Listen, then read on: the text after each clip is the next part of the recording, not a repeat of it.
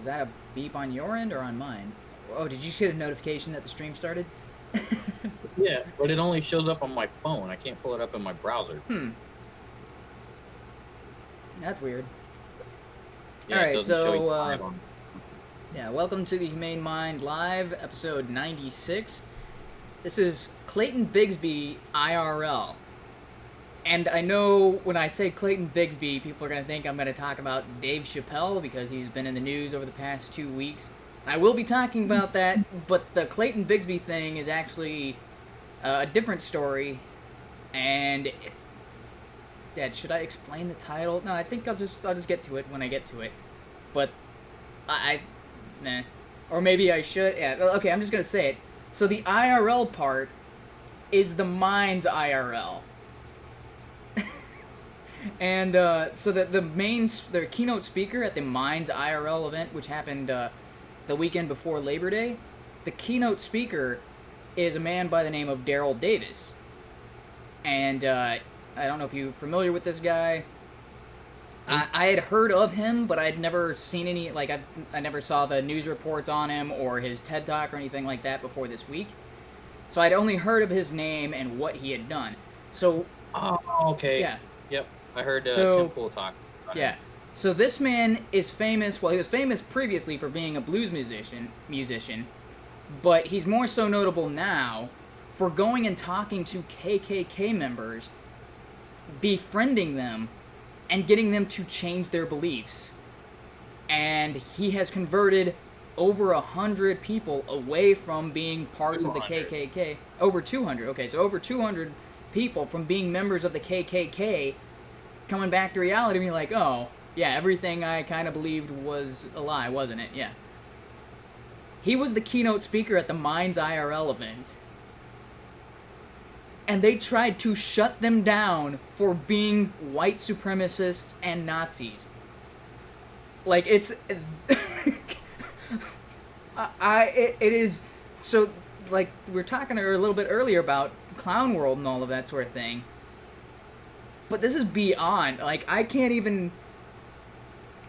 So here's a guy who is black, who went to KKK rallies, converted Klan members away from that ideology, and then there are stupid people protesting outside of an event where he's speaking at, calling him and anybody who attends this event Nazis and white supremacists.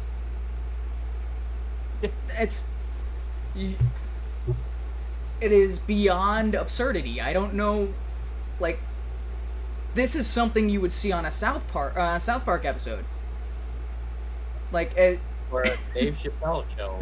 Or, yeah, Dave Chappelle's, literally, that's what Clayton Bigsby is a reference to. That was the character he played, who was a blind black man, who was a dragon or some leader in the KKK movement.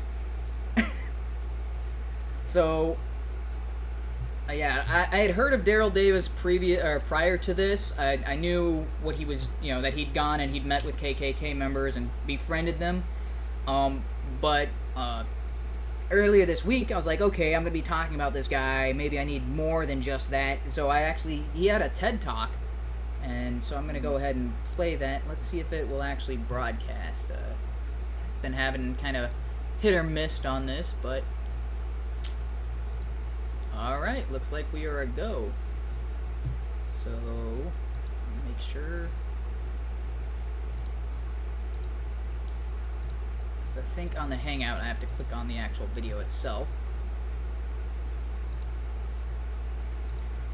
So this is a bit towards the end of his TED Talk, and so this is a clip from CNN when they had interviewed him when he was. So this is because they've caught wind of the story where there was, like, for some reason one of the national leaders of the KKK was best friends with a black man. It's a bit odd. So they did a news interview and an actual interview with the guy himself, and so here's a bit of that clip. Listen to Kelly at a Klan rally. I'm a far-right man to hell on that because I believe in what he stands for and he believes in what I stand for. But okay, and the man he's pointing at right there is actually Daryl Davis right there. So he's attending a rally, and the head of that rally is pointing at him and saying, I would follow him to hell. And the other guy, like the other people in the crowd, I don't understand what they're thinking at this point in time. But you can hear cheers and claps. A lot of times we don't agree with everything, but at least he respects me to sit down and listen to me. And I'll respect him to sit down and listen to him. The strange relationship of a KKK wizard and his black buddy. In Washington, I'm Carl Rochelle, CNN Sunday Morning. Respect is the key. Sitting down and talking. Okay, so sorry, this is Daryl Davis. You know, this is, I think, 2000. Yeah, this is 2017. So this is him, I think, about 20-ish years older. Not necessarily agreeing, but respecting each other to air their points of view. Because of that respect and my willingness to listen and his willingness to listen to me, he ended up leaving the Klan, and there's his robe right there. I am a musician, not a psychologist or sociologist. If I can do that, anybody in here can do that. Take the time to sit down and talk with your adversaries. You will learn something, and they will learn something from you. When two enemies are talking, they're not fighting. They're talking. It's when the talking ceases that the ground becomes fertile for violence. So keep the conversation going. Thank you all very much.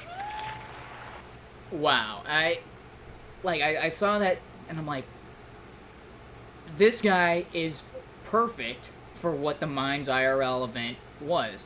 I mean, not only is his entire message about anti-racism, which a lot of the topics that they were talking about were on the subject of racism and how it's being, you know, the labels being thrown around, all that sort of thing. He's their keynote speaker, and I imagine he gave some kind of speech similar to his TED Talk.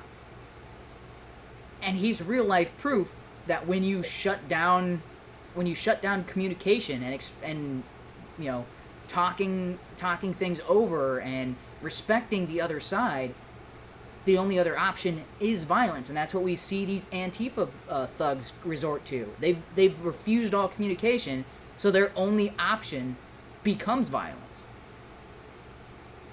Yeah, they've already jumped to the assumption that the other side is the enemy, and there is no point talking. What else can they do?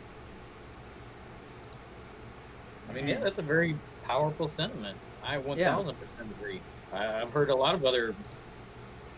Yeah, and it's one of those things is you can... leaders yeah. and intelligent people say something similar. Even Jordan Peterson says the same thing.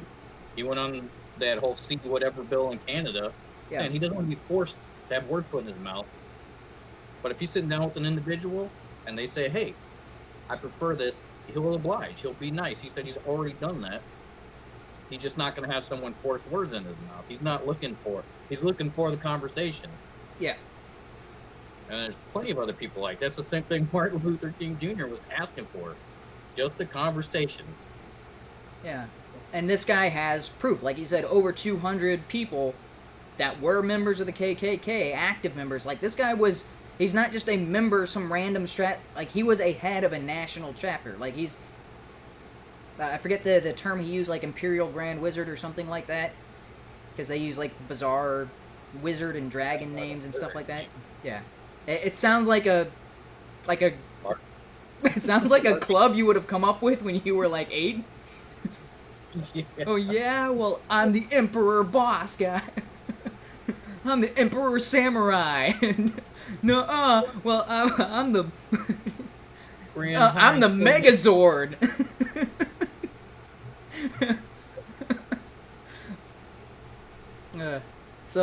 And I can't believe that organization was ever taken seriously. But the fact this guy is going in there and he's like, okay. I mean, he also talks about how he built the relationship with the man to start with. Talks about everything that, you know, how things went and how it was a gradual progression, but it started with mutual respect. And it couldn't have become what it became. And like you said, that guy eventually left the Klan altogether. And he's like, yeah, that wouldn't have happened if at any point during the whole interaction, if respect was lost. So that's... Like, people like Peterson and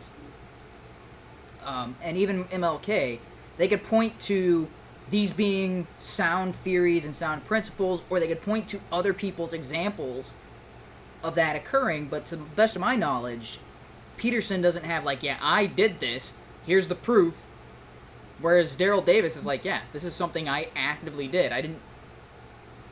And he's not he's not a physician. He's not a physician or psychiatrist. He's not a religious leader. He was just some guy in a band. So that's, to me, that it's not like he was trained on what he needed to do in order to understand and try to help repair these damage. But he also talks about in that speech that that it was all based on fear of the unknown, and then fear becomes hatred, and then hatred becomes destructive. Mm-hmm. So and those are things that he just, I mean, he's obviously a smart man because he found all this stuff out on his own. He didn't have to read, like, psychology books and wasn't, this is just stuff that he just kind of intuitively did. Or, I can't say for sure, although based on the TED Talk itself, it did sound like that he was a religious person. So I can't help but think that it has some aspect in this, is that he is, from what I can tell, I mean, granted, this is just kind of, it's not even really speculation. This is more, this is kind of a pretty big leap, but I think Daryl Davis is a devout Christian. That seems to be the case. I could be way off on that, but based on his mannerisms, certain things that he was saying, I think that's the case. Although I can't point to anything to even be a jumping off point for speculation.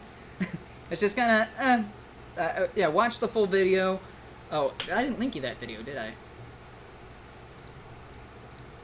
Well, I can probably find that one pretty easy.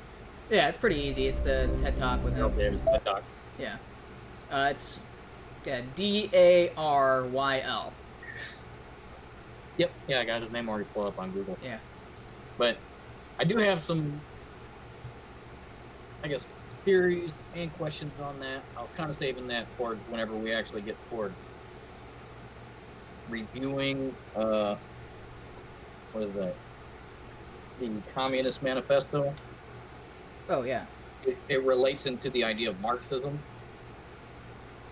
So I have some ideas on how religion has influenced certain thought, and it depends on the religion, the purpose, or the intent behind it.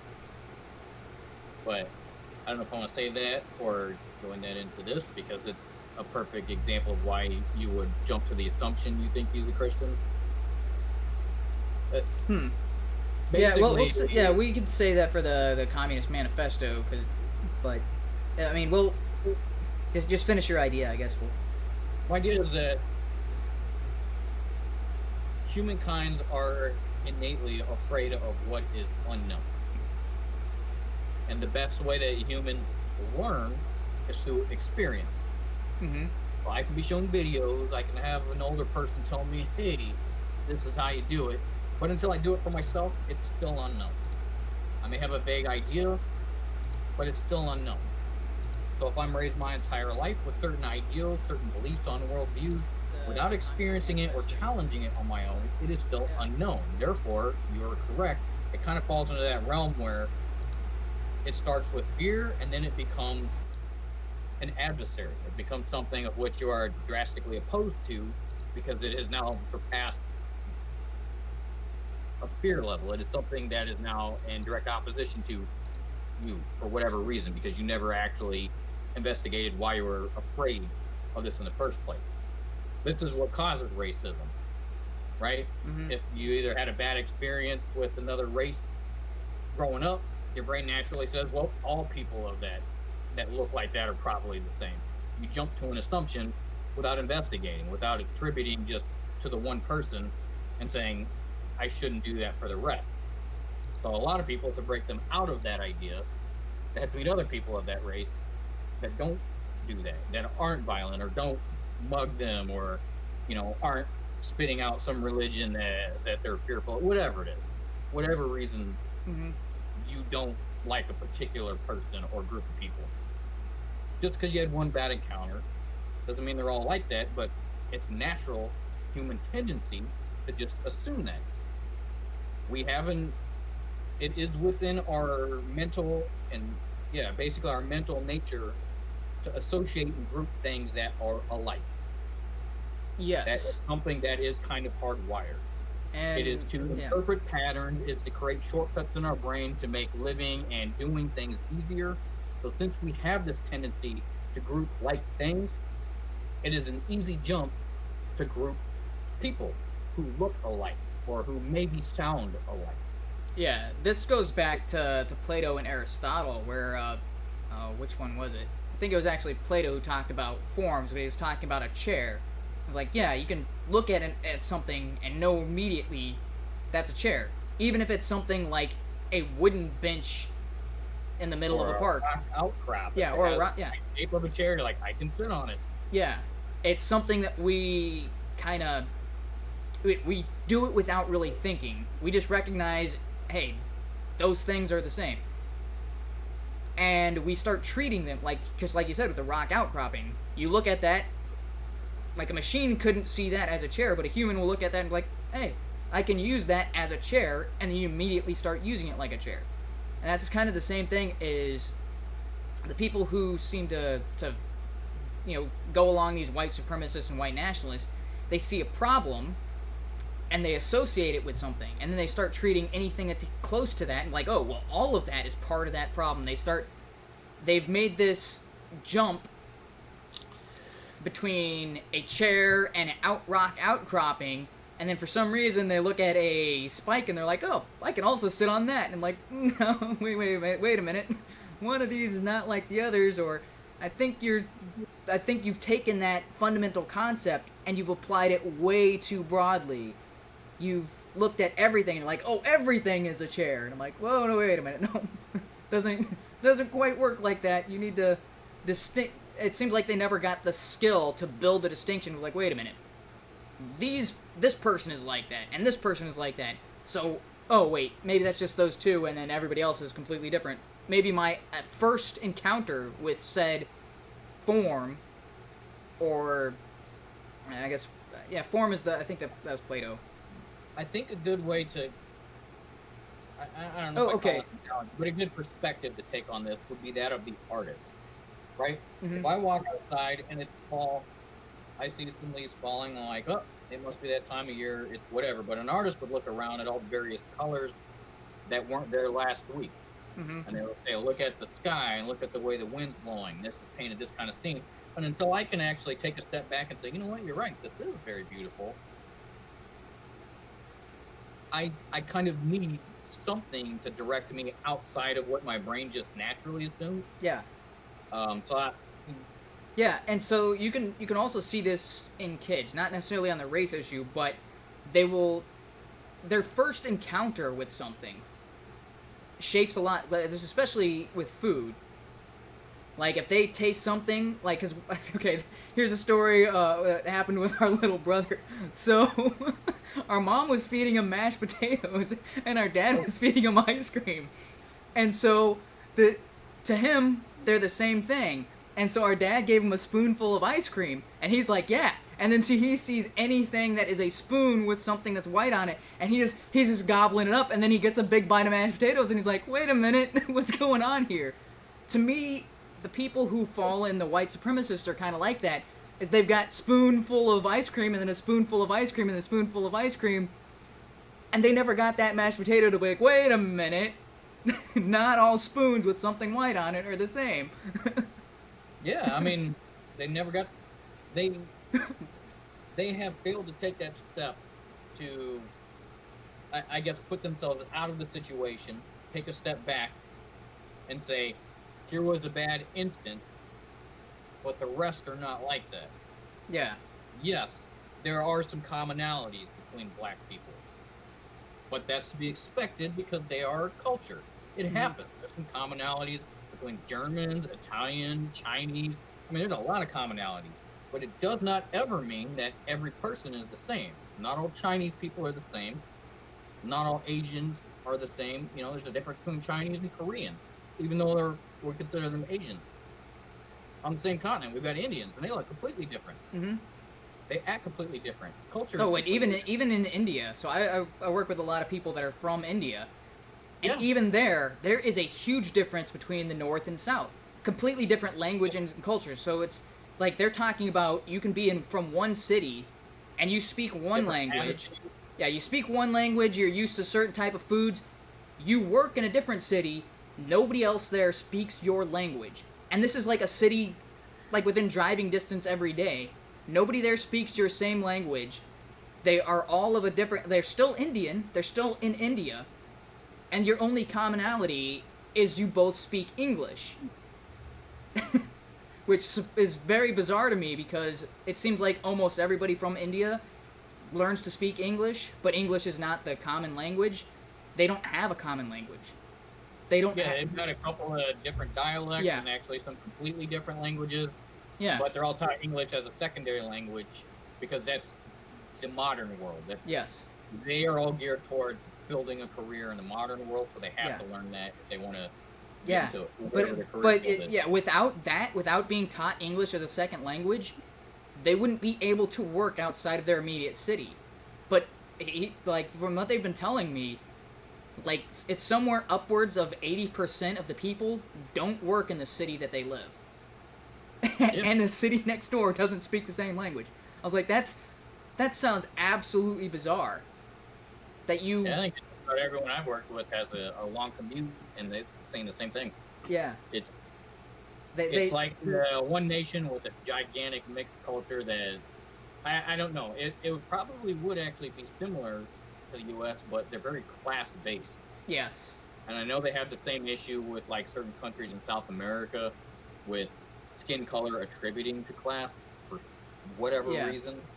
Yeah, that's the other thing, is there's people that you wouldn't, like, or that, I guess most Americans, they're like, yeah, that guy's Indian and that guy's Indian. You can't really tell the difference, but to them, they're like, no, that guy's definitely from a different tribe. I mean, he's darker. You can tell by the way he puts the accents on words. He's not from my territory. And the guys that I work with, it's more kind of like a sports rivalry from what I've seen. There's gentle ribbing and stuff like, haha, you speak that language and not our language. Like, most of them speak Tamil, and the other one, I forget the name of the other language that the guy speaks. But they're kind of like, haha, you're the outcast.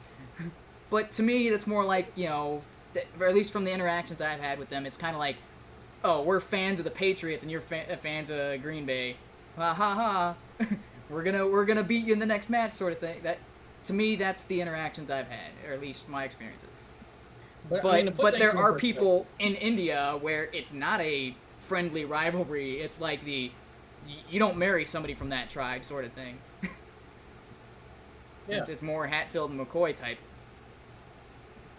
But I mean, so to kind of tie this back to the first topic here, and to Daryl Davis, I think because people have this natural tendency, we don't have enough intellectual leaders to teach people to step out and get a bigger perspective. Yeah. We don't have people to step out and say, hey, not everything is alike. Just because this rock looks like it has a face and a mouth doesn't make that a human. That's just a rock with two dents and a formation that looks like a face. You're attributing something in general. And this is the same thing that Antifa has done in this rally. That's the only thing that could actually make them say, that guy's a white nationalist. They're talking about a black guy that converted 200 KKK members back to normalcy to say, hey, you know, black people aren't so bad. Let's cut it out. That's an amazing feat. Mm-hmm. He took extremists, the ones that the news is, spitting out like they're everywhere. He's the type of guy that would unify a country, that would bring people together, and he has done so. And yet, because they can't take a step back and just look at reality and say, let me look at this picture as a whole, instead of just focusing on this one color. Whoop, instantly a white nationalist, so let's shut him down, because I was told, all white nationalists, I can't even hear their ideas, it's toxic and poisonous, and I'm afraid of it, let's shut it down. Yeah. I mean, even if you took the most extreme people, like Stalin and Hitler, had those crowds of people shown up, listened to them, and actually been able to take a step back, those men would have had no power. Yeah. Because people would have said, I agree with some of that, but I don't like where you're going with this genocide idea. Instead, all they could see is one vision, one thing. They got accustomed to this one idea, and so they followed along. And it was kind of and if you look at what Hitler did once he rose to power, it was to silence dissent. It was to silence the opposition. That's kind of, and if you look at, just going by history, that's kind of what all dictators do. Dictator ever. Yeah. They silence anything that would contradict their narrative. Because... That's exactly what Antifa is doing. I mean, they're not big enough, they're not organized enough to be said, oh, there's some sort of uprising trying to bring up a dictatorship. They're not there yet. But it is the basis, the foundation of what always seems to cause that. That's how they can go and attack that Andy No guy. Mm-hmm. Because someone tweeted, hey, you guys should not like him. Yeah, that's bizarre. Hey, let's beat him up. Give him a concussion. Yeah, so he wasn't even against them. He's quite a bit more left than even we are. Yep. Well, I'm not really left at all. Slightly right of center. Right. But so he's more left than Tim Pool. 15 years ago, been a liberal. Oh yeah. On the Democrat side, just full-blown liberal. And yet they can go beat him over the head, punch him with whatever the gloves, chuck milkshakes and eggs and other crap because someone told them to. Yeah. So, all right. Well, I think we've covered that topic pretty thoroughly. And for some reason, they have it in their mind that Daryl Davis is in real life, Clayton Bigsby. Which is kind of funny, because, like, the same week, Dave Chappelle dropped Sticks and Stones. Like, this is and I don't understand, because his last two specials, possibly, apparently they stirred up some kind of controversy, but I don't remember everybody talking about his previous specials on Netflix. They were. When did those come out? Like 2 years ago? 2017, 2016? Yeah, there was one in 16 and one in 17. There might have been a couple of more, but... It's pretty much just because in the U.S., 2015, let's say about 2010, 2011 to about 2015, you can see the whole SJW and progressive movement kind of growing. Mm-hmm. This is when a lot of that started, but it hadn't really ripped the country apart. Most people were just right kind of in the middle, just say whatever. When we got to the 2016 election between Hillary and Trump, and it seemed like two extremes, like just what did we just get handed here? This is all we got. That seemed to have ripped the country because the progressives said we have to stick by her. She's a woman. She deserves her chance. She whatever. And then we got the other half saying, screw it. Let's just try Trump. Dark horse here. Let's see what happens. They just threw their hands up. I mean, Trump didn't win because he's uber popular and everyone liked him. He won because he was he's like the de facto. Path, or we choose option B, which is unknown. I guess we'll try option B. That's what happened. Fortunately, he's doing okay. So I'll get out the whole Trump thing. But you can see the country starting to split. So when Dave Chappelle came out with his two specials around that time, SJWs hadn't fully kicked into gear, and now by 2019, most of the population, maybe they are not familiar with the term SJW, but they're very familiar with extreme progressive ideas because they are pushed by CNN, by MSNBC, all the Democratic nominees for the DNC. They're all spitting out these crazy ideas, which a good portion of the country is scratching their head like, what are you guys talking about? Okay, yeah, so it had, in 2016 and 17, the SJW stuff and the divide of the country had started, but it was still, I was familiar with it, you were familiar with it, it's kind of what but it wasn't like a nationwide thing, that is, because right now, the other thing, at that point, they're still full of garbage, but they weren't quite so less progressive. Yeah. I mean, just in the last, since Trump got elected and it all went Russiagate, they had lost their mind. Yeah, so there's two things so cancel culture started. Yep. So that was, That whole thing didn't start building up steam until about 2018. The other thing is cancel culture impacting major celebrities, and this is something that Chappelle brought up as he's talking about Kevin Hart, who got canceled. And corporations. Yeah. Corporations weren't into politics. Yeah. They didn't pander to any particular group. They were just trying to sell a product. Yeah. So even though Dave Chappelle's, he still had some edgy content and he still had some insightful stuff in his previous specials, this one just hit at the perfect timing in the right scenario and just shattered everything. And I think Dave Chappelle is kind of in the same boat as Bill Maher. They are what would be your typical Democratic liberal, what used to be considered a normal liberal, 15, 20 years ago. Mm-hmm. And they're still hoping that there's a good portion of the population like that, but they're not stupid enough to go along with the rest of the progressive stuff. Because I'm not a big fan of Bill Maher, but I can hear him more and more just getting irritated at all the ignorance coming out of the DNC and out of the left. And it's the same thing I see with Dave Chappelle, because he's definitely not a Trump supporter. I mean, you can see that in his last two specials. Yeah. He's kind of just I don't like Trump. I may jab some jokes. That's about it. It's not that big a deal. Yeah. He's calling out all the crap that people think are so important when it's not.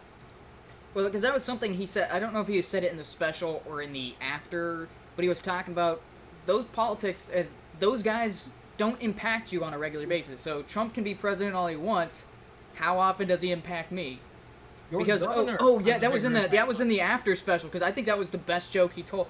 Like the other, he told some really good jokes, but the after special was the one because a guy asked him, "What are you gonna do if Trump gets reelected?" And his snap response was, "Probably get a tax break." And then he goes on to explain, the stuff they do it doesn't impact you on a daily basis. You can ignore Trump for his entire term and not even know. Like, you can tune out of politics anytime they talk about the president. It's not going to impact your daily life for outside of taxes. Like, that's going to be, like, somewhere around 80 to 90% of the U.S. on economics and what areas we are trying to pursue economic growth or stifle it. But other than that, your governor has a lot more power on your particular life than the president. Yeah, local politics and everything. Has way more impact than the president has on your life. City politics, your local community, your county. Those rules, those laws, they govern you a lot more than what the president ever says, anything that comes out of their mouth. I don't understand how people have got this flip backwards. I was having a discussion with a guy at work about that a few days ago. And he said federal government should be up here and everything else below. I'm like, no, you've got that 100% backwards. Yeah. It trickles the opposite way. And that's your local community, your town, your city is what makes the rules that govern what's around you. It directly affects you. Federal should never be involved unless it has to do with multiple states or interstate issues. That's it. That's what it's there for, and that's it. And even then, the state can say, F you, we're going to do what we want, because they're supposed to be a sovereign entity. Yeah, because that reminds me of another topic that came up this week. So hopefully it won't be too much of a side tangent. But it was, what's his name? Is it Chris Hayes? Is that the CNN guy? So with the glasses? Yeah. So he came out with the, if the Electoral College wasn't in the Constitution, if it wasn't in the Constitution, it would be unconstitutional. Yeah. So that, if but weren't in the Constitution, they'd be unconstitutional. Yeah. Marriage. I don't know what. He also had in that same clip, he was saying the Electoral College is a bunch of land voting. Yeah. So empty land. He's like, this is electing your president. All this empty land. I'm like, what? No, it's not. The land doesn't vote. People in that state vote, and that's why. So I was I can't remember if it was Tim Pool or if it was Matt Christensen. And that's why when you were talking, it brought this up. We are the United States of America, not the United people. I left that comment on. I think it might have been Tim Pool was covering that, and I left that comment because someone from another country was like, "Well, what's the big deal? We've got one leader. We vote Democrat here in this country," and I was like, yeah, "We are 50 United States. Each state is a sovereign entity. Yeah, we have our own governor. Each state gets a voice. Yeah, that's why we have the Electoral College. So that way, California doesn't take over half the country and dictate what we all have to do. Yeah, California cannot tell Utah, here's your law." So the way the Electoral College works is each state gets a vote. And it is slightly based off population, but also based on the fact that they are a sovereign state. Yes. It's trying to find that balance between the two. Yeah. So that's why, like, there's a minimum per state. It's not like your state's too small in population, doesn't count, because that's exactly what would happen if we went to a pure popular vote. You'd have some states that have too small of a population to even be bothered. It's like, dude, you're going to be, like, in the 1% that gets ignored. Yeah, a large majority of the states would no longer be relevant. Yes. So that's why I put my comment was the United States would no longer exist, and then I quoted Ben Franklin when he said democracy is two wolves and a lamb deciding what to have for dinner. Yeah. And then he said freedom is a well-armed lamb contesting that. That's exactly what the Electoral College is. It's to allow each state to be able to defend their sovereignty and say, this is what we want for the country. This is what we want for our state. The rest of you guys can go off and do whatever you want. California, you want to be extreme socialist? Go ahead. But you're not passing that on us. All right, and so that I don't want to spend too much more time on this side tangent, but I do want to talk about, on one of these episodes, talking about, what is it? I can't remember which amendment it is. I think it's the 23rd, where they switched from senators being appointed by the states to being elected. Is that 20? It might be like, it's in the 20s. It might be number 20 actually. I don't remember which amendment particularly it is, but I know, but I do like that amendment was put into place, and then the next amendment right after that, they give themselves the right to change their pay. Amendment. So the what? 17th Amendment. 17th? Wow, is it really that far back? Direct election of U.S. senators. Wow, I thought it was in the 20s. Okay. Yeah, so 17th, and then I think it's the... Okay. 19th. I thought the 18th was with prohibition. Wow, okay. Yeah, 19th is the right for women's suffrage. So... Okay, so it was... Yeah, 17th, it was really that far back? Okay, so 17th, that kind of upended a lot of things in... So... The thing about the 17th is you can see it took, so from the time the first 10 amendments to the 7th Amendment, right? So the first 10 amendments is the Bill of Rights, and then 11 through 17, they took a while. And then after that, you start seeing a bunch, and now we're at, what, 27? 28 amendments? Or actually, does it go up to 29? I know we're not at 30 yet, right? But, because it took a really long time to get up to 17, but then once 17 happened, we started seeing like this huge explosion in amendments. I think we're up to 27. Yeah, 27. And they are getting... Yeah, I don't even... Yeah, so what's the time frame on when... to 17, and then from 17 to 27. Does it say when those... Let me see. I have to individually Google those. Oh, you got it. If it doesn't say on what... Alright. I think that... Was that 1789? For the 17th?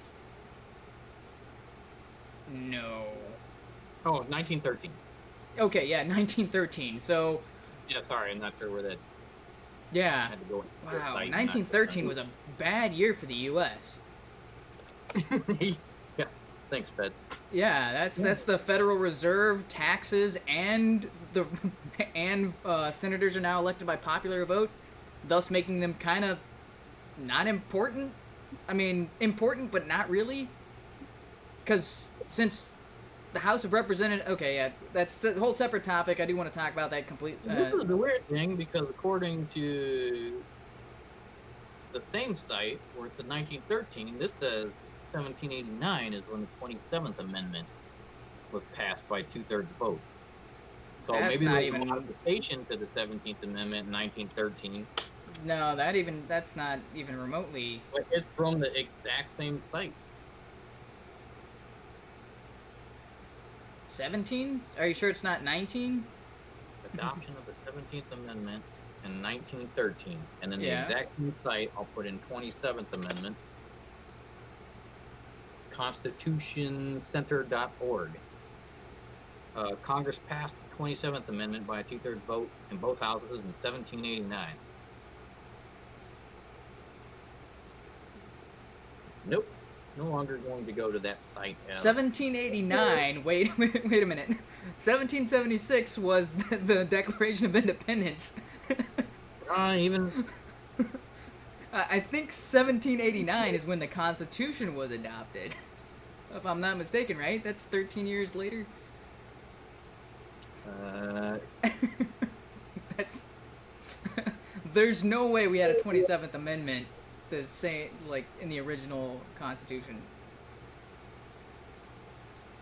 All right, we'll get. That was the proposed date, 1982. Okay, yeah, there we go. That makes more sense. So 82. It was a proposed amendment that sat. Yeah. Because it did not pass with the original 10. Gotcha. So it was proposed, and that was the Congress pay. Yeah.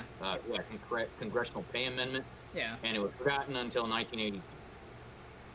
So that would be correct. 17th Amendment is 1913. Yeah. And that last amendment. Yeah, so you can start to see that there was definitely an increase in the speed of amendments, and thankfully in 82 that was kind of the, like, I think we've got all the amendments covered, and now they've been, now they've been electoral college, and they're sorry, not electoral college. Now they've been more banking on, instead of amendments to the Constitution, they've been more banking on. What does AOC make? I know it's in the six figures. It's like 170,000 a year. Yeah. Right? Freshman congressman. Yeah. That's minimum. Yeah. That's not even close to the average or mean pay of any family in the United States. Yeah. That is per year. Yeah.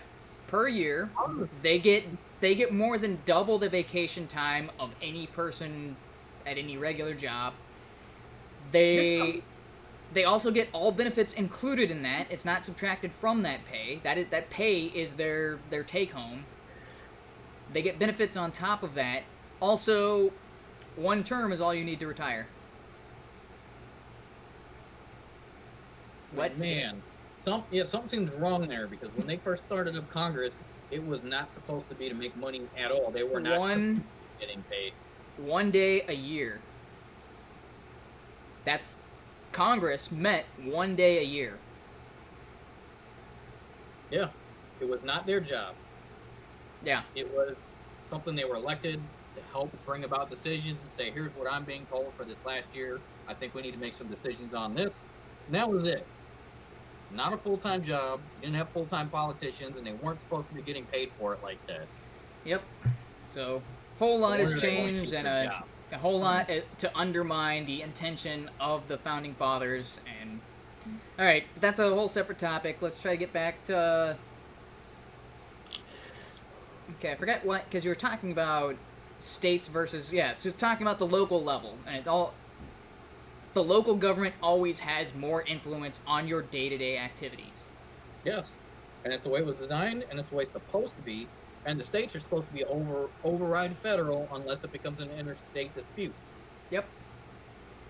That's the only point at which federal is supposed to supersede. Yeah, it's when one state is doing something and it's impacting a different state. You went and did something in this state, which was legal, and then you went to another state where it's now illegal. That could be now considered a federal crime. Stuff like that. or regulating all the states. That was never the purpose of the federal government. Okay. I mean, well, for the most part. All right. Well, for some we're supposed reason, to be able to create an army and say, hey, we're under,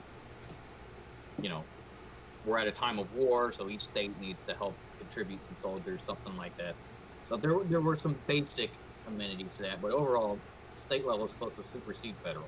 yes, and that's exactly what the 10th Amendment is. It says anything not attributed directly to the federal government, that goes to the states. Yep. Alright, so I just sent you a link. Now, this was something that was going around on Twitter, but I didn't realize that... So I think I actually liked the person talking about this.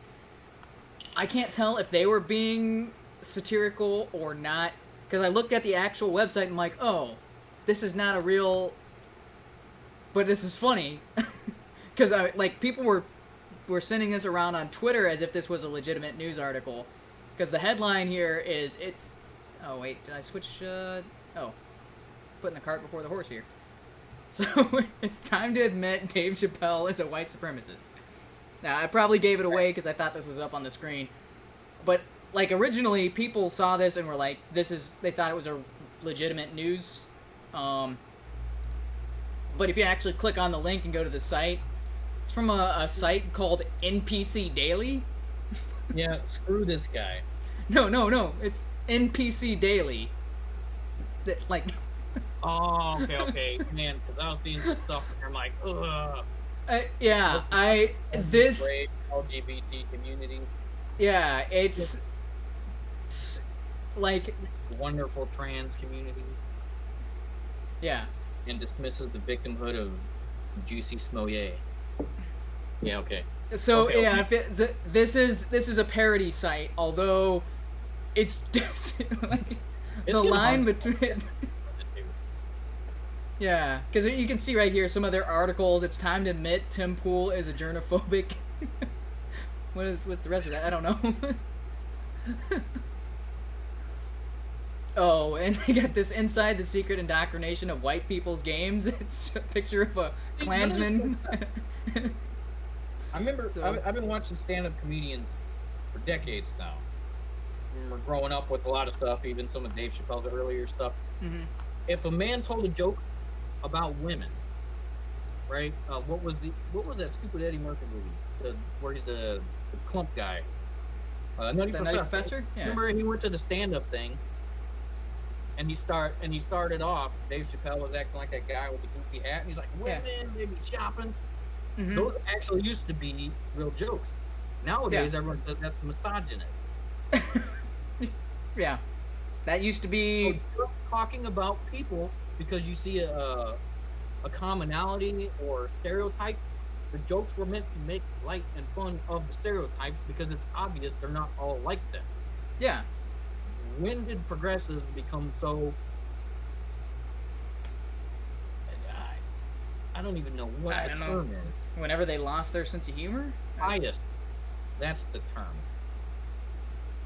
So pious that they can no longer tell the difference between cracking a joke at something that is funny because it's not true, or just assuming it's a joke and you're saying it because it is true, and therefore you are such and such a bigot, homophobe, misogynist. Just throw it all out there. Islamophobe, just because I don't even think he brought it up, but might as well toss that in there. That's the whole point of stand-up comedy, is to make fun of this stuff. People have made jokes about rape and about serial killers and about whatever for decades. Yeah, they've... actually, if you... I think what is happening is progressivism has become the new religion since Christianity got kicked out of the U.S., basically. So there's still a lot of Christians. Mm-hmm. But there was so much anti-Christian garbage going around in the 90s, late 80s, 90s, early 2000s. I think a lot of the country just kind of either became non-practicing Christians or turned atheists. And now that we don't have any kind of foundation that says, love your fellow man, they're trying to stand up as moral arbiters, and so now they're offended at everything to show how pious and how adopted they are to this progressive religion. Yeah, it has scary. That whole Handmaid's Tale they keep attributing to the right. That's not anybody on the right. No, that's the left, but also that's complete nonsense. I haven't seen the series, but I watched the trailer of it. And I'm like, dude, this is you lost all my interest. I'm not gonna sit and watch that. No, the trailer itself. I'm like, why would this? Like, we didn't say anything when they took over Congress. I'm like, what? You live in a psycho world based on fantasy that is like this whole setup for the series is akin to a magic asteroid impacts Earth and then now people can fly. And people are like, oh, this is serious, this could happen. I'm like, no, this absolutely could not. Well, the part they're taking, where they've gone nuts though, is everything that they used to claim that, I guess, extremely aggressive or not aggressive, not indoctrinated. I guess just Christians from like the 50s, 60s, 70s. They were very set in their beliefs, their morality, the way they viewed the world. And then we had this whole free love movement, through the 60s and 70s, and it started eroding at all of that. And everything they hated about it and said, you're too strict, you look at us and you already despise us, you call us hippies, you're going to burn in hell. I'm not going to even say the F word. We're not going to risk that. Not curse word. Yeah, it's the words you can't say. Well, there's two words you can't say. F word. Yeah. People used to kind of say that, and yeah, there were some bigoted-minded people. And then that slowly wore away, and they began to say, you know what, I think maybe you're right. Maybe we should just love people. And then we started getting all these bigger churches just accepting anybody in and saying, okay, we're just going to preach a message about love. And now all of a sudden, the right says, nope, no tolerance for anything. You believe what we believe, or you're a bigot, you're a homophobe, and we will tear your life apart. Well, the other side of that is... They have gone 180 degrees the opposite direction. Yeah. And, well, the thing... Because I had a conversation with somebody who was talking about Jesus was an SJW and all this sort of thing. So I... No. Well, there's... But they keep saying, oh, you don't accept these lifestyles or these philosophies. You're not acting in love. And that's kind of the mantra of people from the SJW is they are acting in love, and anybody who disagrees with them is acting in hate. And I'm like, that doesn't make any sense whatsoever, because if you love somebody and you see them doing something dangerous or wrong, you don't just, well, you're about to do something that's going to cripple you for life. Have fun. I love you. I'll let you do what you want because I love you. No. Walk off that cliff. Do those drugs. Yeah. Drive your car while drunk. I love you. Yeah. Well, even if you look at Jesus, he didn't do that. No. When he was talking with Mary at the well, right? She's kind of sleeping around, a couple of different guys, not her husband, whatever. But I just want to say, we don't know if that was exactly Mary. Her name was never specified. It's presumed that was Mary. The lady at the well. Yeah. The lady at the well. Yeah. He treated her with respect, but he didn't say continue to just be you. He said stop being that. No. You're not happy with it, stop it. Yeah, and that's exactly what... So the lady that they brought before him to stone to death, go and sin no more, is what he told her. And I was like... The guy came up and said, hey, I believe all this stuff and I want to follow you, but he couldn't let go of his fortune. These are all things where Jesus said, you got to stop being this because it's not working for you. Well, that's the other thing. To something else. Well, they were citing that story. Yeah, they were citing that particular example as a Jesus was for socialism, which doesn't... No, that's not the case. Yeah, infantile interpretations of the Bible. And I'm like, the entire point of that story was he could not give up his wealth. It wasn't the fact that he was wealthy, it's the fact that he had the option between doing the right thing and money, and he chose his money. That's not socialism. That's greed. He couldn't give up the money. Yeah. Socialism would be, he's got to go and distribute it. Even Socialism is actually the greed. It's like, oh, you have something that I want. It's very hard to explain it to someone who is a socialist. It's like, he had that money, and he could have given it away. But it's not the correct thing to do to point a gun at him and force him to give it away. That's not right either. The correct solution is for him to want to give it away and to do so voluntarily or generously. Saying, oh, Jesus would have pointed a gun at him or told the Romans, hey, this guy's hoarding all this cash. That's what socialists would do. No. Socialists would go report to the Romans and be like, hey, this guy's got a lot of money. You gotta go and split it evenly. Well, you're kind of treading on the area, or one of the big topics that I would like to discuss. Okay. So for some reason, that's mentality. Yeah, it's that they got the two options. The person keeps all their money, that's bad. But the person being forced to give all their money, that's also bad. I'm saying the middle ground is a person not keeping his money, giving it away voluntarily. That's the path Jesus would choose. Not the extreme on one end or the extreme on the other. He's like, no. If you have this wealth and you can use it to benefit other people. They are opposite. One is selfless and one is selfish. Both extremes are selfish. You willingly choose to give up something, you willingly choose to do something, that is you making a decision, not for the benefit of you, but for others, which is what he was saying. That's the only way you're going to get rid of, you want to be a good guy, you're going to have to give up your riches because you're holding on to it for selfish reasons. Yeah. Socialism is selfish. You are not making that decision willingly. Somebody has to force you and say, I know better. I'm going to make you better. You will do what I say. Yeah, that's selfish. It's not your decision. It doesn't fix you, or it wouldn't fix society. Yeah, that's selfish on the part of the people making the rules. So both are instances of selfishness, and both are instances where, those are both against the teachings of Jesus. It's very bizarre, but these people who have the SJW mentality think that they're acting in love by saying, by treating everybody else with kid glove, which is why they're talking about Dave Chappelle, and they're like, oh, he's bashing trans people. Okay, so this is a side tangent as well, but he's attacking trans people, therefore he hates them. They've come to that conclusion, which is why, I guess I was prepared for this, because that's why you're seeing all of these negative reviews from critics for the Sticks and Stones special on Rotten Tomatoes.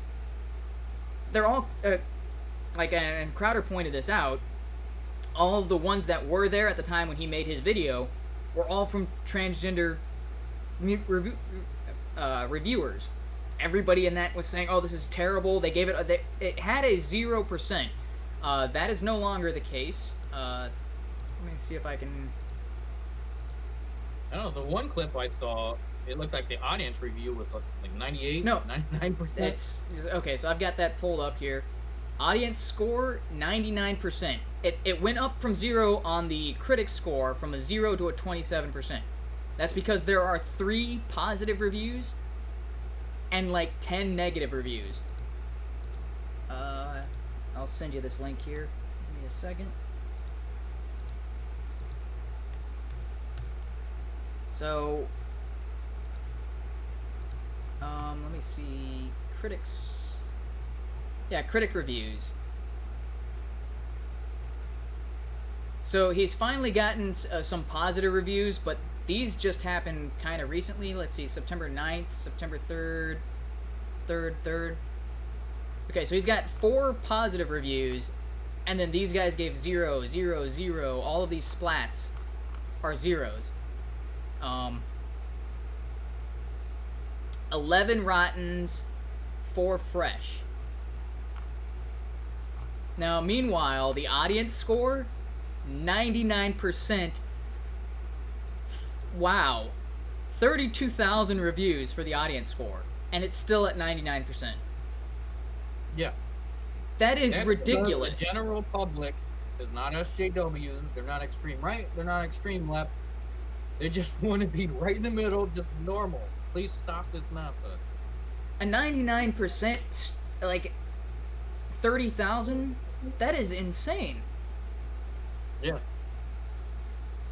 I mean, it's like in a good way. Like that's ridiculously good.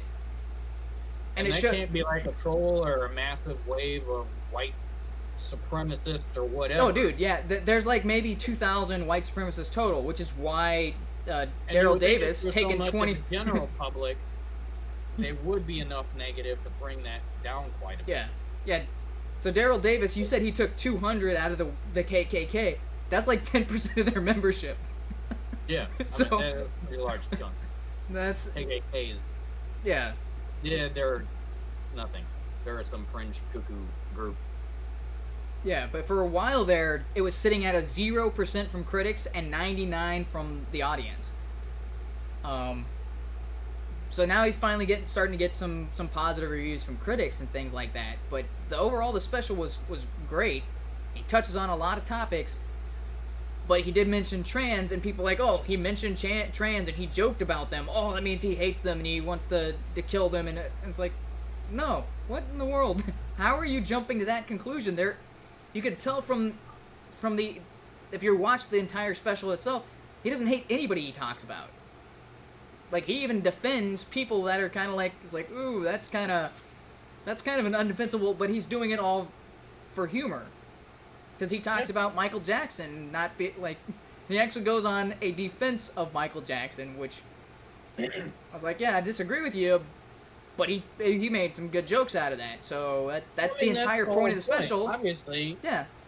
Pretty much everybody in the audience, I mean, I would hope that 100% of the audience isn't thinking, you know what, you might be right, pedophilia sounds nice. No. It's just trying to point out, here's the silver lining, and it's so ridiculous that it's humorous. Yeah. There's no real silver lining if all that stuff happened. But that's the point of comedy, is to point out the absurd, or to bring out something in a different perspective, to give you a different light. That's what makes it humorous, is, I didn't even think of it that way, or, yeah, that makes no sense, but that's a funny way of looking at it. Yeah, there are 3 ways to get humor, or at least from what I understand from... the first is an unrevealed truth. Something that you're like, wow, that's amazing. I'd never considered that before. And then, you would laugh at that sort of thing. It's like, wow, that's amazing sort of thing, and it causes the response of laughter. The second one is complete agreement. You're like, dude, he is so right. That's true. I say that to my friends all the time. Ha ha ha. We're all in agreement. The third is shock. The shock of, wait, did he just say that? That is so ridiculous. How could anybody actually say that sort of thing? That's where shock jocks and all. It's the absurdity of the statement, or the I can't believe they did that, which is also absurd. Those are the 3 types. It's either a profound insight, which you're like, wow, I never thought of that which causes laughter, agreement, or absurdity/shock. That, to me, some people split those into 2, but it's essentially the same thing. It's the unexpectedness that causes the humor, because you're like, you don't expect the absurd, because you're like, why would anybody do that? Oh, well, he did it. I'm the wild card. Yeah. So, and I don't know. I mean, ultimately, I think it was a pretty funny special. Yeah. Had he released that about 8-10 years ago, probably wouldn't have been as funny, because it wouldn't have related as much. People would have just said, okay. And, well, the other thing is, tensions right now are so charged. I think that was kind of like, everyone's like, or at least people on one side of it seem to be kind of like, okay, yeah, you're right. And that's what I'm seeing people commenting on the special. They're kind of like, whew. That was kind of like the tension break that we kind of needed. Although it does seem like one side of that is still holding on to all that tension that comedians are supposed to help alleviate. Yeah. Well, it's because they become so dogmatic. Right now, the LGBT mafia, there's a lot of people, or the G mafia, I've heard a lot of slang for that.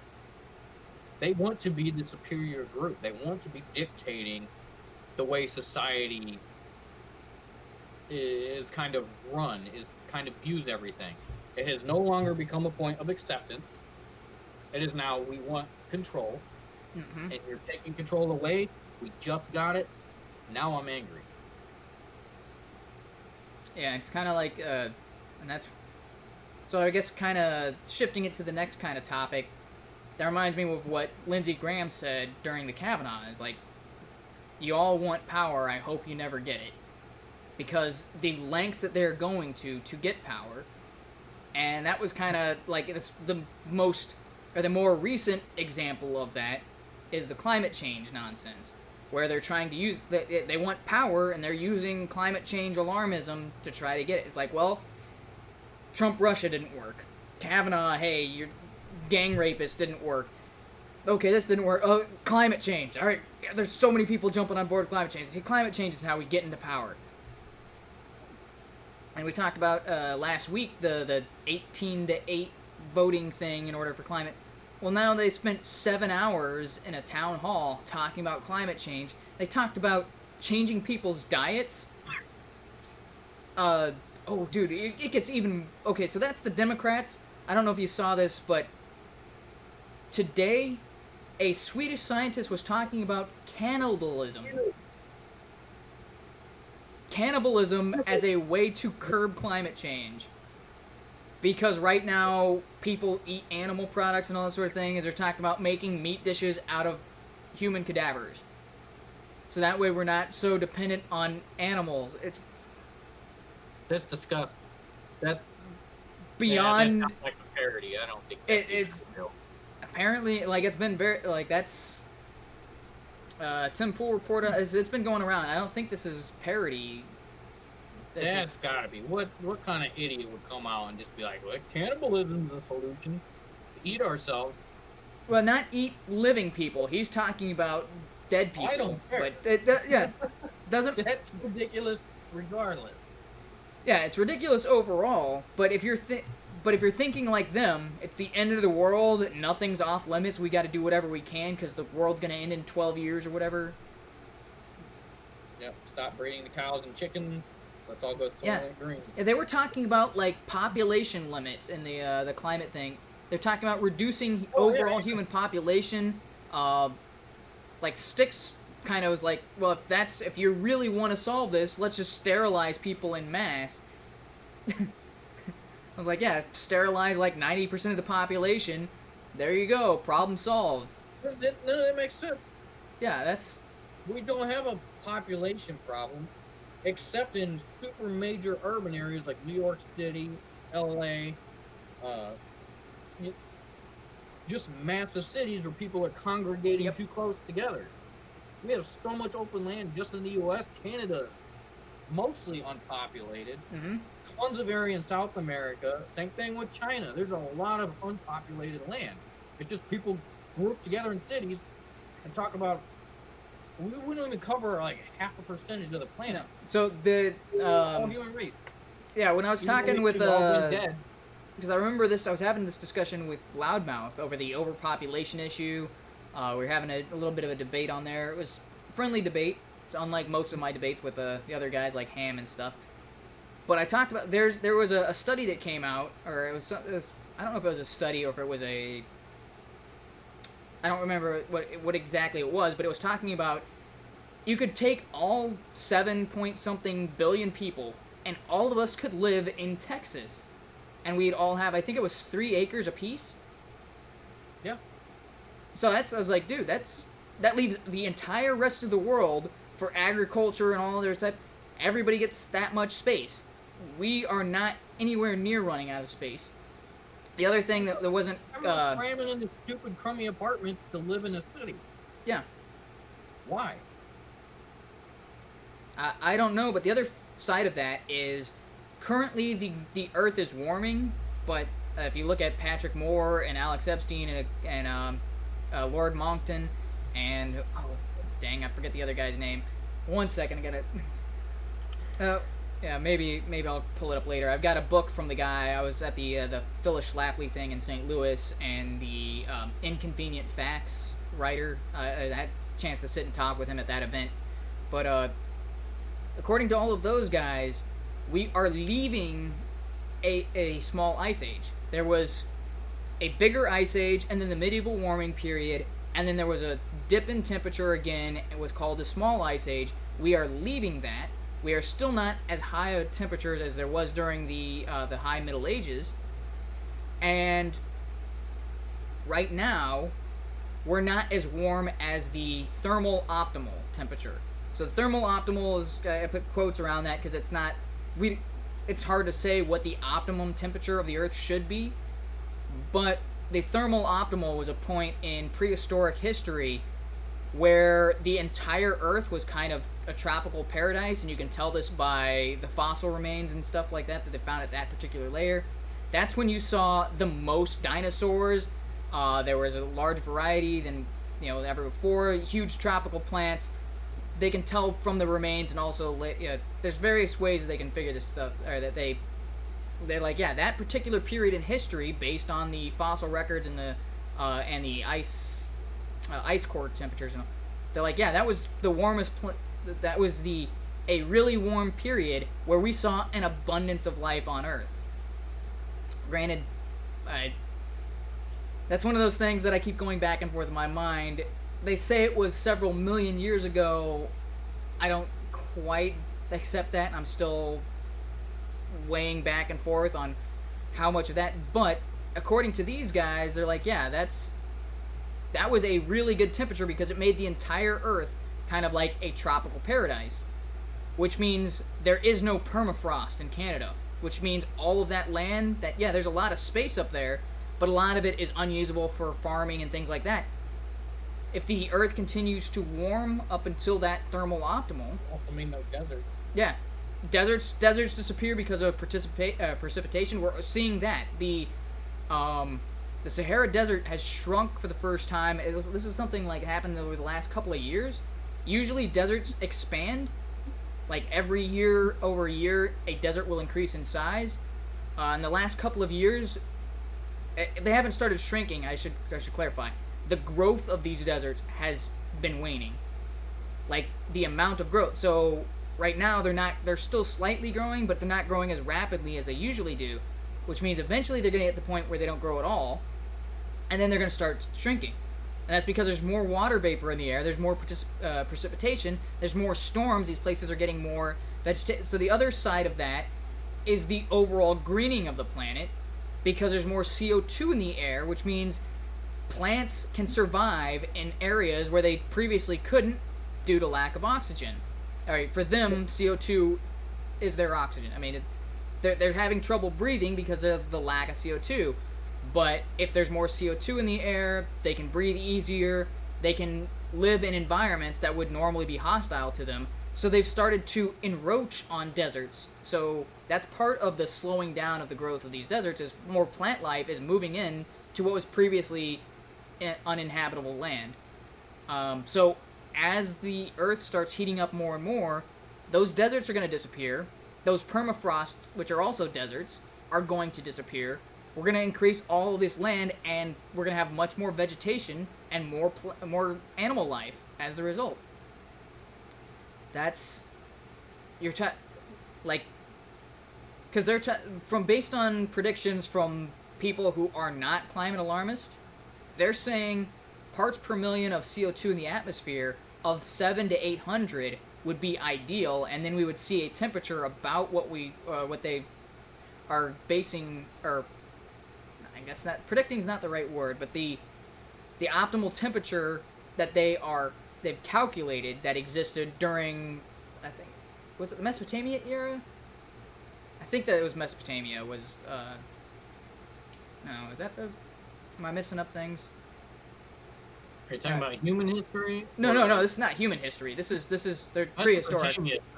No, what was the? So there's the Jurassic area. There's what was the one after Jurassic? Oh, Cretaceous, Triassic, or something like that. There was that Cambrian explosion that happened. Cambrian. Sorry, that was it. Cambrian explosion. That's what they're.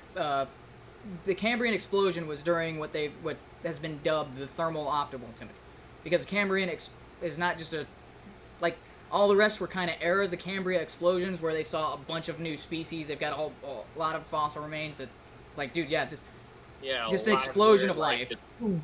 Yeah, explosion of life and growth and all that. That was during the thermal optimal. So that's like, yeah, if we get back up to there, you're gonna see an abundance of life on the planet, which is a good thing. Now, what the climate alarmists are talking about, we'll get to that point, and then it'll just keep going and going, and I'm like, that's like looking at. So what? The bad thing that I'm seeing here, we don't know 100% for sure. Yeah. We can look at history and say we've got some historical records, but with our current technology and the time frame we've been measuring actual atmospheric changes and temperatures around the globe, we haven't had enough scientific data to say, well, here's trending for the next couple hundred years. We don't have that. So everything's guesstimate. But it would be a safe bet to say nothing's changing that drastically one way or the other, where we're going to have an ice age in 50 years, or we're going to be burnt up in a melt and fall of, blasting hot sands, and human race is going to die, and hurricanes and typhoons every half a second. There's nothing even pointing to that. The big issue is why this garbage keeps getting pushed so much. I was trying to find a clip that, what was that guy's name? Wolf Blitzer? Wolf Blitzer? Is that his name? From CNN? Yeah, that's one of the guys, Wolf Blitzer. With the beard? Yeah. Yeah, he started off that whole climate crisis discussion, that 7-hour summit or whatever they wanted to call it. And then within like a minute, and he's like, we're already seeing firsthand the first effects of climate change with the storm coming up the East Coast. And it should just occur to everyone, how is this the first effect when we just had 3 hurricanes that last year? Well, this was a Category 5, but we've had Category 5s before. This is not the first Category 5. Yeah, well, when people started popping up news articles from 1900, like the year 1900, Galveston, Texas got hit by a hurricane. They're guessing it was a Category 4 or 5. A few thousand people died. And they said, with this one, we're about 300. 1/10 of what died back 100 years ago. I don't think storms are getting worse. I think our cities are getting safer. Yeah. And that's what Alex Epstein, a good portion of Alex Epstein's books, The Moral Case for Fossil Fuels, is talking about deaths due to climate catastrophes has just plummeted. And it's because of our use of fossil fuels that allows us to build structures that protect us against nature. Yeah. Well, we now got solid concrete basements with rebar on a lot of houses, apartment buildings that are, have structures built for earthquakes in California. We're doing a lot better with the way the climate and the earth has always operated. Well, that's the other side to this, is you look at places that were hit huge by natural disasters like hurricanes and floods and earthquakes, and Haiti seems to be hit a lot, and then the Philippines get hit a lot, and Japan also gets hit with tsunamis and things like that. Japan has been relatively stable with the exception of Fukushima. And the reason, because they're not living in, what are those called, sheet metal huts. They're living in skyscrapers that are designed to protect them against that sort of thing. The Philippines, for the most part, still has, like, wooden stick huts and things like that. Haiti, same thing as well. They don't really have these structures that can stand up to natural disasters. There's a lot of sheet metal houses in Haiti. You're not talking about these big structures. Like, the big structures, those withstand. Those survive. You can see this also in Puerto Rico, where Puerto Rico was hit by a storm. And sure, things were destroyed, there was devastation, the power was out. But they didn't have the massive deaths like there are on these. And the entire difference is always how far along these places are in development. And fossil fuels accelerates that development, like, exponentially. It's like... We grew up in Kansas. This was back in the 80s. Yep. As far back as I could tell, it's just always been known as part of Tornado Alley. Yeah, it's... Every spring, there's a good potential for a tornado or something to go. But it's mostly just flat, open land, so a lot of times nothing gets hit. Tornadoes just go across the field. Nobody cares. We had tornado watchers, guys who just drove around. We're good friends with one. They just drive around looking for tornadoes. It's not an uncommon thing. But even back then, the absolute worst place you can be in a tornado is a trailer park. Yeah. Anywhere else is fine. Going into a forest is better than living in a trailer park. They're just open underneath, and it's lower income structures. That's just the nature of it. When you can get a basement, you're pretty good. You've got plumbing and, pipes connect to the rest of the sewer system, a good foundation on your house. Unless a tornado lands directly on your roof, you're probably going to be okay just with a little bit of property damage. But your life, get in the basement, you'll be all right. Mm-hmm. It's the same place with all of these third world countries, these island nations, where they haven't yet reached first world status. Most of them are living in shabby home environments. So yeah, they're going to get a hit. It's going to be a bit catastrophic. This has always been the nature of the planet, period. Yep. The better we can get everyone up to newer technology, up to snuff, the better we can help those third world and second world countries hurry up and get to first world status. The safer they'll be, the happier they'll be, the more environmentally conscious they'll be, the more along the lines of what we're screaming and yelling about, they'll already be there, but they have to get there first. Yeah, and then meanwhile, AOC and Elizabeth Warren and all these the people at that 7-hour climate thing, they're talking about cow farts being about 14% of the human contribution to they had CO2. this stupid report in the early 90s about cow methane. I remember seeing on Discovery about it. Nothing has changed in the atmosphere from that in decades. Yeah. Well, the other side to that, so that's 14%. Yeah, that's 14%, but the concrete industry is something like 8 or 9% of the human carbon, what's the word I'm looking for? Carbon footprint? Yeah. It's somewhere high. I don't know if 8 or 9, but I remember it's like second or third is concrete or just construction in general with concrete structures. It's like, yeah, if you take all that, it's a pretty significant percentage. And you're like, dude, get rid of all of the meat products. Okay, even if you swept that away, are you seriously going to get rid of all construction of concrete structures? Because that's entirely what we're talking about. It's somewhere. I'll have to probably look that up, but if memory serves me correctly, it's around 10% of our carbon footprint as humans as a whole, and there's not really much we can do to reduce that, because that's not just transporting materials and stuff like that. That's just the production of the concrete itself. Even if we go straight nuclear, the concrete and construction is still going to have this huge footprint. Like, probably, because I'm sure it takes a lot of energy to break rock down. Well, yeah, it's the breaking it down, but also mixing it together, and I think the actual process of creating concrete releases carbon that you just can't mitigate. Regardless, in the U.S., that's our main construction element, concrete. Yeah. We also eat a lot of red meat in the U.S. Yes. And yet our carbon footprint... Not even as much as China. Not even as much as India. Somewhere between 10 to 15% is the estimate for the globe, right? Yeah. Leading first world nation, and that's what we got. And that's ours... not what we're doing, and if we get China up to the same level of where we are, they would not be having such an impact. Mm-hmm. And we don't even know what kind of impact any of this is even having, because that seems to be immeasurable right now. Yeah, our contribution environment and what effect does it have, we have no clue. Yeah, not a clue. Yeah, our contribution to it seems, in the grand scheme of thing, is pretty negligible. This is something a lot of the climate deniers, as they've been labeled, repeatedly point out. All of this is nonsense compared to the impact of the sun. Yes.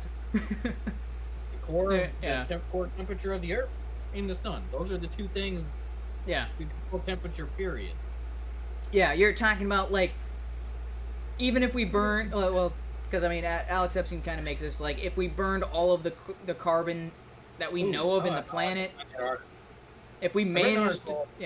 we managed to do that, we'd see an increase in the temperature of about 6 degrees Celsius total.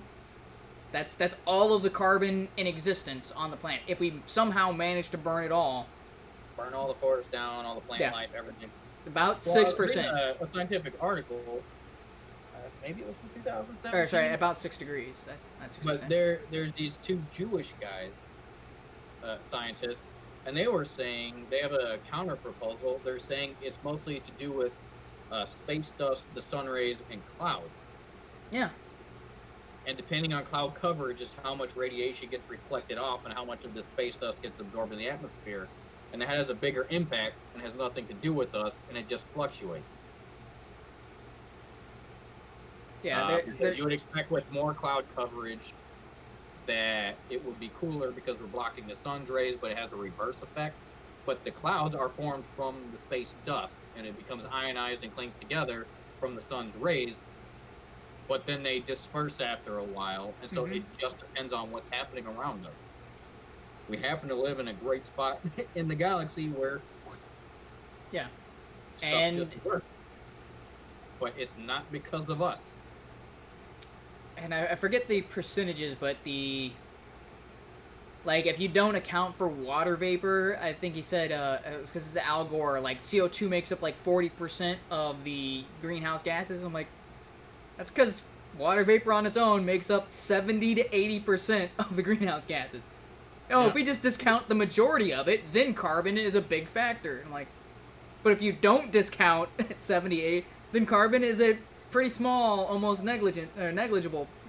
It's on the verge of being kind of not significant. So even all the carbon, it's ridiculous. I don't know. We've had some similar environmental discussions. I'm just under the belief that yes, there is climate change. What kind of impact humanity has on it, I think that we can still have discussion. We need a lot more scientific analysis and data to even begin to understand if we're having any kind of impact. But aside from that, what we can see is benefits from countries prospering, from the more advanced we get with our technology, building materials, processes. That seems to be causing less waste or less emissions, at least from us. Whether or not, again, that's having any kind of impact. Well, what is irritating is all of this alarmist propaganda that is being pushed out, using a 16-year-old girl with Asperger's. Yeah, that was the other thing. Global catastrophe. Oh man, what was that conference? She was speaking somewhere, and she said, "I don't want you to hope for a better future. I want you to fear, like I do." Yeah. And I was like, what kind of message is that? Why would any parent? And it never crosses to their children, but that you need to be afraid for your future and fear. And it never crosses these people's minds that fear could be irrational. Nope, it's perfectly rational. We're on the right side. No chance that we're wrong. Yeah, there's a lot of millennials that just think global warming, well, we've known this all along, and it's always been like this. It's definitely scientific fact. When it's not. Even someone that's only been around 30 plus years, when I was in elementary school, they were just cutting out that garbage about global freezing. Yep. And had switched over to greenhouse and global warming. And then it got the hole in the ozone. And now they have to shut up because the hole's not there. It fixed itself. And now it's over the North Arctic area. And it turns out it just happened. So our entire lives, we've already been inundated with this, but the message keeps changing about every decade or so. Yeah. To the point where you say, okay, you guys are just full of it. But now we've got millennials and young children, the generation after millennials growing up, fearing that the world is going to be decimated and it's doomsday if we don't do something within the next 10 years. And we've got adults propagating this information and pushing it when they know damn well none of that is true. Why would you come on CNN and say, let's have a 7-hour summit and start by saying, we're now seeing the first effects of global warming with Hurricane Dorian? Really? The first effects? Is that because Trump started global warming? Apparently. It's just ignorant. That's how he plans on killing more people than Hitler and Mao and Stalin. Yeah. None of that makes any sense. And when you look at someone that's purposely trying to instill fear into the population to control either the political alignment or to prop up certain businesses or get extra funding and donations for a particular, this environmental branch of all these different countries' governments to get extra funding because now that's where the money is. It's disgusting. How do people just sit back and say, yep, climate change sounds good? I mean, it's obvious. Something just occurred to me as you were talking. They're blaming the climate change on Trump. At least that's like, oh, he's not doing anything about it. He's not stopping them. It's his fault. They blamed the hurricane on him. And so this was something. There was the supposed story where he planned on nuking the hurricane, and they were like, oh, that's so stupid. That's not gonna do anything. And then instead he just goes to his resort and plays golf, and they're like, oh, I can't believe he's not doing anything. And I'm like, well. Should he go to where the hurricane is and stand in front and say, I'm the president? Yeah, but so they're blaming him for either trying to do something or not doing something, and he's just waiting for it to happen. But they're blaming the hurricane on him, which is kind of funny because isn't that a complaint that people make against the Jews, is that they control the weather? And they're kind of making it similar. They're not saying it exactly, but it's like, wait, aren't they blaming Trump for the weather? I'm pretty sure that's the same excuse ancient civilizations had, warring tribes. Oh, dude, yeah. And they would capture each other and sacrifice to the gods so they'd have good weather. I'm pretty sure it's the same stupid thing. Yeah. Ignorant. Wow, that's As extra Mayans. We need a good bountiful year. We need the rains to fall. Let's sacrifice 1,000 children. It's ignorance. Now they're blaming. You can't blame the weather on some dude. Or a group of dudes. Or a country. Weather's been here. It's going to be here. It's the weather. Unless someone dropped a nuke and it caused an earthquake, and we can record that was the cause. The rest, it's just the earth being the earth. I'm just tired of all this fear mongering, and the only reason pushing that is for people to vote Democrat here in the U.S. That's the main purpose. I'm glad we started a little early because it is just about 9 o'clock. I hope to get the rest of this wrapped up by 9. We did exactly what I said I wouldn't do, and that talk about a subject way too long and ended up taking an hour on topics. And side tangents were included in that. So the last story I wanted to talk about was the Kamala Harris's rally. I don't have a clip or anything pulled up for this, but somebody at the rally yelled out, "Trump is an R word," not racist, but the term. I can use the word. I just don't want to do that on YouTube because apparently YouTube doesn't like certain words. It's a stream. Maybe I should just say it because it's just sounding stupid. Making all these. Yeah, somebody said Trump. Yeah, whatever. I'm just gonna say it. So somebody yelled out, "Trump is retarded," and Harris kind of chuckles and says, "Well said" back. And then later on, she's trying to backpedal and saying, "Oh, that was a mistake. I didn't understand. If I had known he had said that, I would have stopped him and told him he's wrong." Like watching the video clip, I'm like, how did she not hear what he said? Everybody else heard it, and she commented, she laughed and said, "Well said."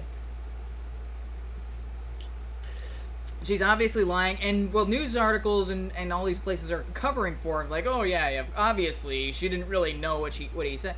I'm like, it's not like he said that randomly in a crowd and was yelled over and that sort of thing. It's like, no, he yelled that, and it's clearly audible because he yelled it above the rest of the noise in the clip, and she responded back to that.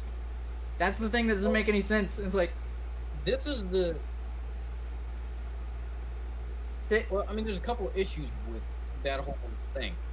At what point is she supposed to stop and say, "Sir, I find that offensive, and I don't think you should use that word"? Why is she his mother?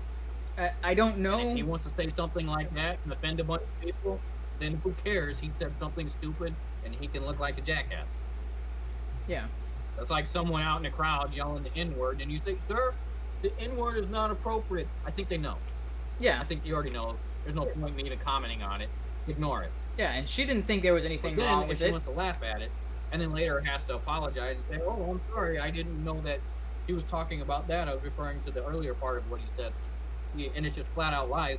Why would she even have to apologize in the first place? And the fact that she's making a semi-apology makes it look like she knew something was going on. Yeah. The whole thing's dumb. Yeah, the whole thing is retarded. Who cares? Yeah. Obviously, he's not talking about mentally handicapped people, like legitimately legitimate people with disabilities. He's referring to Trump, or I don't know if it was Trump or Trump voters. No, he said Trump. Just Trump is a retard. He meant it in a way that they are being stupid. Everybody knows what that phrase means. And I've talked about this before. If somebody actually has a mental deficit, like somebody has a IQ below 70, to call them retarded is not an insult to them. Calling something retarded is an insult when it shouldn't be that way. Like, somebody who is generally smart does Correct. something stupid. You should be smarter than this, but you weren't, so I'm going to say something negative. Yeah. You're retarded because you're not supposed to be. Somebody who is physically incapable, you calling them retarded isn't an insult. That is describing their situation because you don't expect them to do more. That's the same thing as you take it to the opposite extreme. Rather than calling someone retard, you say, "Nice job, Einstein," with a sarcastic tone. It's the same concept. You're saying you did something that you should be able to do better. You should be able to. What you just did is beneath you.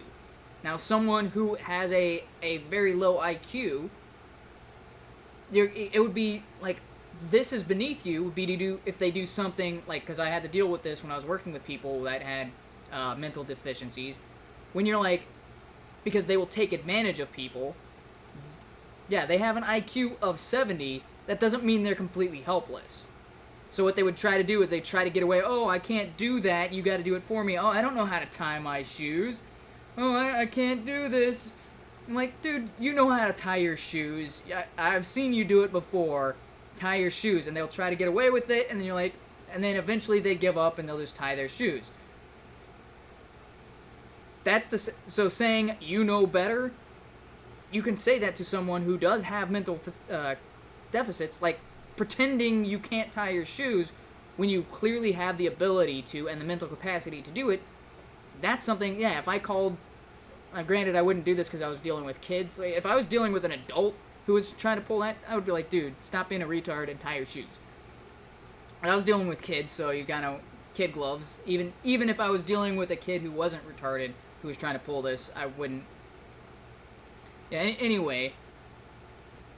But the entire reason that the term retard becomes an insult is when someone is physically and mentally capable of more and they are choosing to do less. That's where it becomes the insult. Just like, it's the same thing, I've talked about this before, is like calling a straight person, or calling a gay person a homophobic slur, calling a gay person gay, like, "Oh, that's gay, oh, you're gay." How is that an insult? Like, the gay, lesbian, queer thing, like, that's what Carlos Maza was. He's gay, lesbian, and he's queer. Right, sorry, it was a gay, lesbian, Latino, I think was the term that Crowder kept using. I'm like, but that describes him. How is that an insult to describe him? Now, somebody who isn't gay, I could see calling them gay would be kind of an insult. Like, "Hey, you just said something about me that isn't true." That's where it becomes the insult. At least that's my perspective on it, but still, it's an insult. Who cares? Yeah.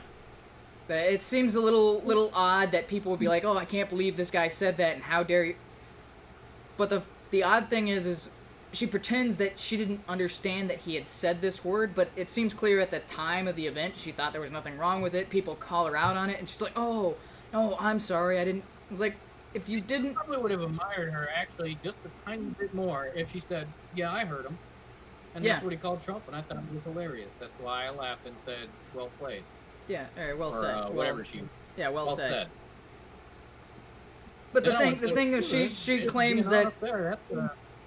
But she did say audibly, well said. What I'm surprised nobody's calling her out. It's like, wait a minute. If you didn't understand what he said, why did you just tell him well said? He could have said, you're a Nazi, and you would have been, ha ha ha, well said.